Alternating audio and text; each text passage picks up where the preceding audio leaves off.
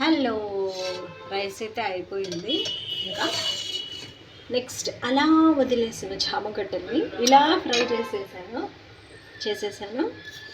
దీంట్లో ఏమేమి వేసాను అని అంటే చెప్పాను కదా, ఆయిల్లో వేసి మనం ఫ్రై చేసుకున్నాం కదా, దాంట్లో కొంచెం సాల్ట్, కారము, నెక్స్ట్ జీలకర్ర పొడి, ధనియాల పొడి, కొబ్బరి పౌడర్ ఇవి వేసేసుకుంటే సూపర్ టేస్ట్గా ఉండే మన చామదుంపల ఫ్రై రెడీ అయిపోతుంది.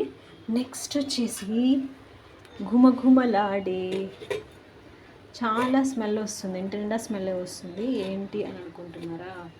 చూడండి, అయిపోతున్న మన చామగడ్డల పులుసు. ఇంకా కొంచెం ఒక 5 minutes అయితే అయిపోతుంది. ఇలా మనం చామగడ్డల పులుసు చేసేసుకొని దీంట్లో ఎగ్స్ కూడా వేసుకొని తింటే సూపర్గా ఉంటుంది. నచ్చితే లైక్ చేయండి, షేర్ చేయండి, కామెంట్ చేయండి.